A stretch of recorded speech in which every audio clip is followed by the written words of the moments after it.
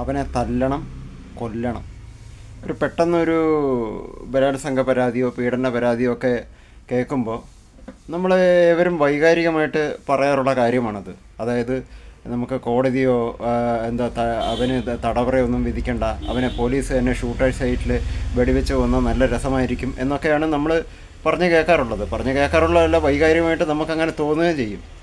അപ്പോൾ അതിൻ്റെ സിനിമയിലൊക്കെ കാണുമ്പോൾ നമ്മൾ ശരിക്കും പറഞ്ഞാൽ കൈയടിക്കുകയും ചെയ്യും, നല്ല രസമായിരിക്കും അത് കാണാൻ. പക്ഷേ അത് ശരിക്ക് നമ്മൾ ഒന്ന് ആലോചിച്ച് നോക്കുമോ ഇതിൻ്റെ മറുപുറം എന്താണെന്ന് വെച്ച് കഴിഞ്ഞാൽ, ഇപ്പോൾ പെട്ടെന്ന് ഒരു പീഡന പരാതിയോ എന്ത് കേസായാലും ഒരു കൂട്ടം ആളുകൾ ഒരാളെ സംശയത്തിൻ്റെ ഇതിൽ പിടിച്ചു, അല്ല പോലീസ് അയാളെ ചോദ്യം ചെയ്യാനോ പോലീസ് ഒരാളെ കണ്ടെത്തി എന്ന് വിചാരിക്കാം.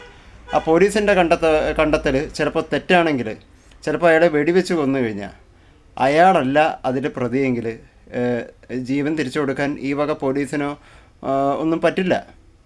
അപ്പോൾ ഞാൻ പറയുന്നത് സംഭവം എന്താണെന്ന് വെച്ച് കഴിഞ്ഞാൽ, നമ്മുടെ ഈ വൈകാരികമായ പ്രതികരണം തന്നെയാണ് സത്യം പറഞ്ഞു കഴിഞ്ഞാൽ 13 വയസ്സുകാരി, ഇപ്പോൾ ഈ അടുത്ത് ഒരു 13 വയസ്സുകാരി ഇപ്പം തൻ്റെ 10 പേര് അവരെ പീഡിപ്പിച്ചു എന്ന് പറഞ്ഞതും പിന്നെ അത് വ്യാജ പരാതിയാണെന്ന് തെളിഞ്ഞതും ഒക്കെ നമ്മൾ കണ്ടതാണ്.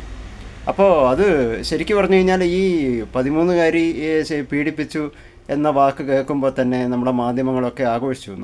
നമ്മളൊക്കെ വൈകാരികമായിട്ട് ശരിക്കും പറഞ്ഞാൽ അത് ഇനി എണീറ്റ് നടക്കാൻ പറ്റാത്ത വിധം ആ പ്രതികളെയൊക്കെ കൈകാര്യം ചെയ്യണമെന്നൊക്കെ നമ്മുടെ മനസ്സിൽ ശരിക്കും തോന്നിയതാണ്.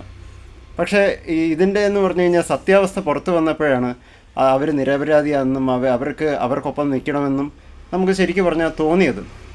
അപ്പോൾ നമ്മൾ ഒന്ന് ആലോചിച്ച് നോക്കുക, ഒരു കാര്യം കേൾക്കുമ്പോൾ തന്നെ അത് സത്യമാണോ അല്ലയോ എന്നറിയാതെ നമ്മൾ ഒരിക്കലും എന്ത് ചെയ്യാൻ പാടില്ല, അമിതാവേശത്തിൽ എടുത്തു ചാടുന്ന അത്ര നല്ലതല്ല. ശരിക്കും പറഞ്ഞു കഴിഞ്ഞാൽ അക്കാര്യത്തിൽ മീഡിയക്കാരും പോലീസുകാരും എല്ലാം വളരെയധികം ജാഗ്രത പുലർത്തേണ്ടിയിരിക്കുന്നു.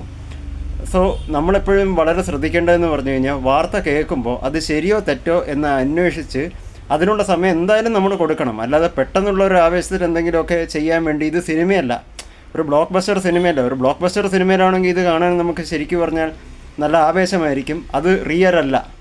അത് കാണും, ആ സിനിമ കാണും, നമ്മൾ തിയേറ്ററിൽ നിന്ന് പുറത്തിറങ്ങും, വളരെ സന്തോഷത്തോടെ പോകും, അവിടെ തീർന്നു. ഇത് ലൈഫാണ്.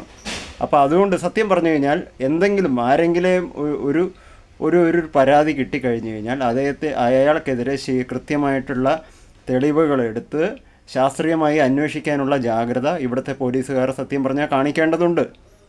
അതുപോലെ തന്നെ നമ്മുടെ മീഡിയക്കാരും ഈ അമിതാവേശം മൂലം ഓരോ വായിൽ തോന്നുന്ന ഓരോരോ വിവരക്കേടുകൾ വിളിച്ച് പറയാതിരിക്കാനും വളരെയധികം ശ്രദ്ധിക്കണം.